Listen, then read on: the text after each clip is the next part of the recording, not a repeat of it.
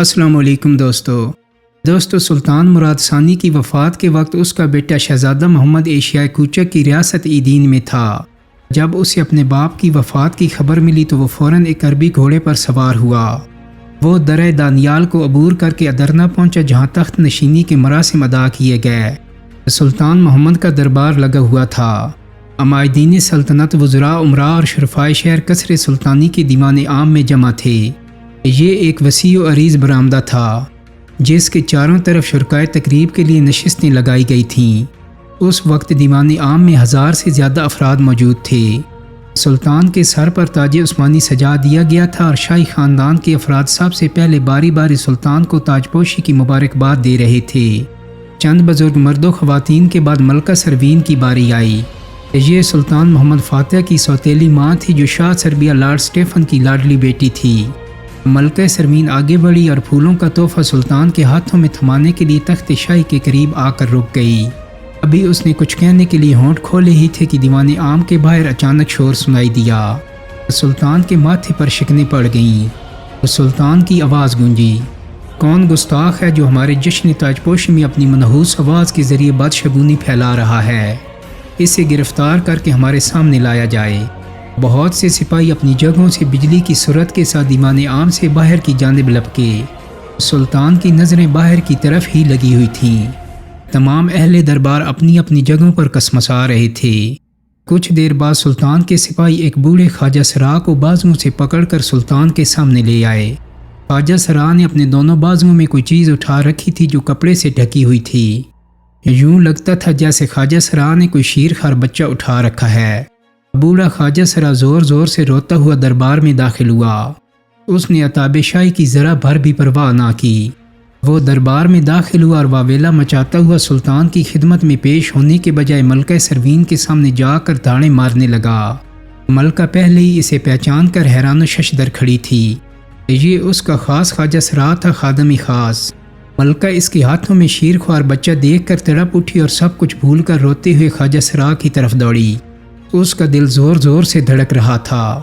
یقیناً خواجہ سرا کے ہاتھوں میں ننھا شہزادہ تھا، سلطان محمد فاتح کا معصوم بھائی جو ابھی شیرخوار تھا اور ملکہ سروین کے بطن سے تھا۔ ملکہ زرد چہرہ لیے خواجہ سرا کی طرف بڑھی اور اپنے بچے کو اس کے بازوؤں سے چھین لیا۔ دربار پر اس واقعے سے عجیب ماحول طاری ہو چکا تھا۔ لوگ خواجہ سرا کے رونے اور بازوؤں میں بچے کو اٹھانے کے انداز سے اندازہ لگا چکے تھے کہ خواجہ سرا کے بازوؤں میں ملکہ سروین کے شیرخوار بچے کی لاش ہے۔ سلطان محمد فاتح، جس کی عمر ابھی بمشکل 22 سال تھی، اس صورتحال سے بری طرح سٹپٹا گیا تھا۔ اسے کچھ سمجھ نہ آ رہی تھی کہ یہ سب کچھ اچانک کیسے ہو گیا تھا۔ ملکہ نے جو ہی اپنے مردہ بچے کو ہاتھوں میں اٹھایا، اس کی ایک دلدوز چیخ بلند ہوئی جس سے پورا دربار لرز کر رہ گیا۔ سلطان محمد بری طرح بوکھلا چکا تھا۔ یہ اس کی تخت نشینی کا پہلا دن تھا۔ اچانک اسے خیال آیا کہ وہ خواجہ سرا سے حقیقت معلوم کرے۔ اس نے کسی قدر نرم لہجے میں خواجہ سرا کو مخاطب کیا، یہ سب کیسے ہوا ہمیں بتاؤ، تاکہ ہم اس معصوم کے قاتل کو ابھی اور اسی وقت جہنم رسید کر کے اپنے ننھے بھائی کا انتقام لے سکیں۔ لیکن خواجہ سرا کا بیان سن کر سلطان کے پاؤں تلے سے حقیقی معنوں میں تخت نکل گیا اور وہ اچھل کر فرش پر اتر آیا، اور اگلے لمحے پورے دربار نے اس تمانچے کی آواز سنی جو سلطان نے بوڑھے خواجہ سرا کے چہرے پر رسید کیا، کیونکہ خواجہ سرا نے سلطان سے کہا تھا، واہ سبحان اللہ، قاتل بھی پوچھتا ہے کہ ننھے شہزادے کو کس نے قتل کیا ہے۔ اے اہلیان دربار، میں دہائی دیتا ہوں کہ اس معصوم اور ننھی جان کو تمہارے نئے سلطان نے قتل کروا دیا ہے۔ خواجہ سرا زور زور سے چیخ رہا تھا۔ تمام اہلیان دربار مارے حیرت اور خوف کے سن ہو کر رہ گئی۔ خواجہ سرا نے بے حد بے باکی اور گستاخی کا مظاہرہ کیا تھا۔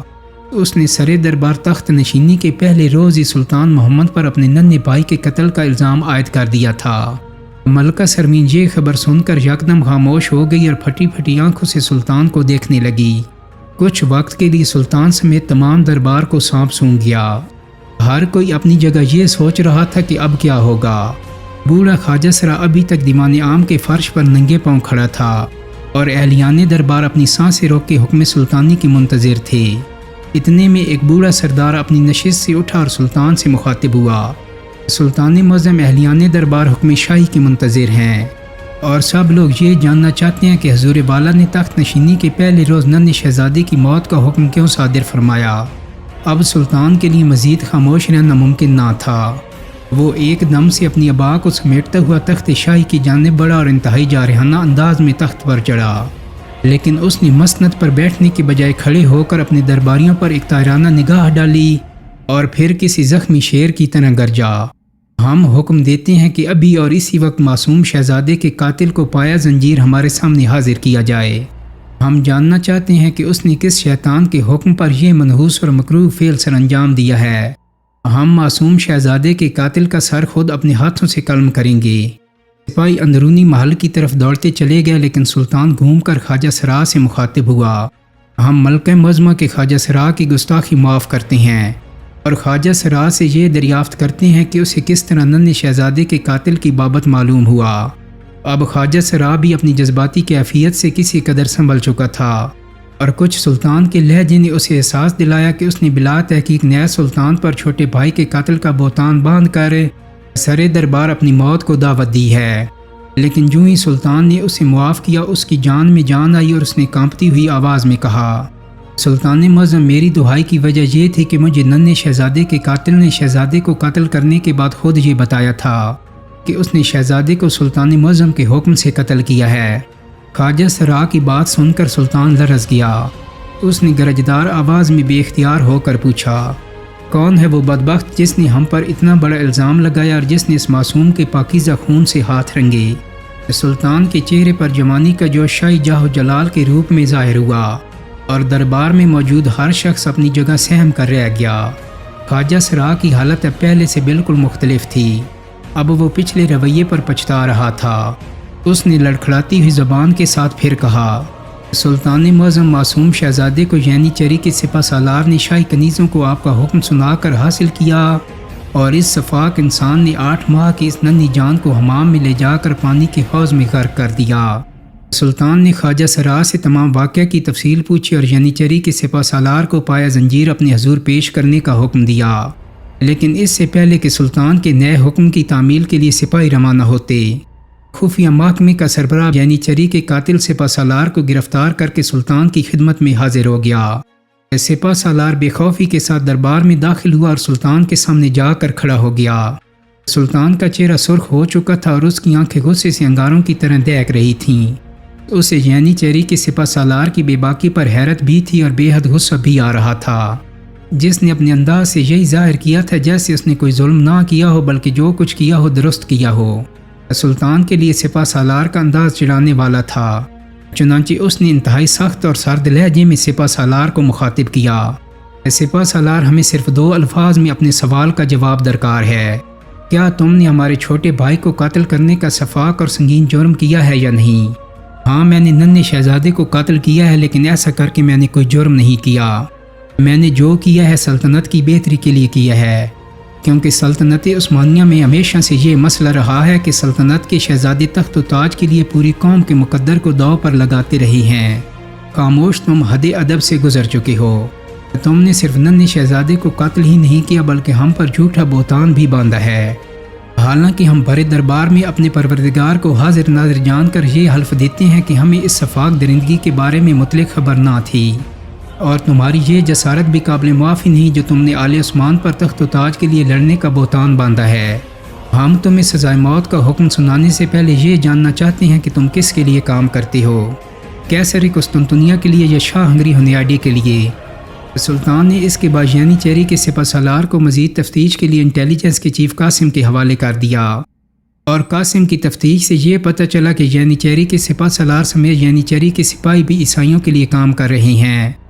ان معلومات کی بنا پر جو قاسم نے سپہ سالار سے حاصل کی تھیں، یعنی چیری میں موجود کئی سالاروں اور بہت سے سپاہیوں کو گرفتار کر لیا گیا، جس کی وجہ سے بغاوت کا خطرہ بھی ٹل گیا۔ سلطان نے یعنی چیری کے سپہ سالار کو سزائے موت دینے کے بعد یعنی چیری کے لیے نیا سپہ سالار مقرر کیا، جو قاسم کا دوست آغا حسن تھا۔ آغا حسن کو سپہ سالاری ملی تو پوری فوج کے طور و اطوار ہی بدل گئی، کیونکہ آغا حسن ایک مخلص، سچا اور کھرا مسلمان ہونے کے ساتھ ساتھ ایک بہادر اور جنگجو مجاہد بھی تھا۔ اس بغاوت سے نمٹنے کے بعد سلطان محمد فاتح قسطنطنیہ کی طرف متوجہ ہوا، دوستو امید کرتا ہوں کہ میری آج کی ویڈیو آپ کو پسند آئی ہوگی۔ اگر ویڈیو اچھی لگی ہے تو اس کو لائک اور شیئر کر دیں۔ میرے چینل کو سبسکرائب کرنے کے ساتھ ساتھ بیل آئیکن کو بھی کلک کر دیں تاکہ آپ کو میری آنے والی مزید ویڈیوز کے نوٹیفیکیشن ملتے رہیں۔ بہت جلد ہی ایک نئی ویڈیو کے ساتھ ملاقات ہوگی۔ اپنا بہت سارا خیال رکھیے گا۔ اللہ حافظ۔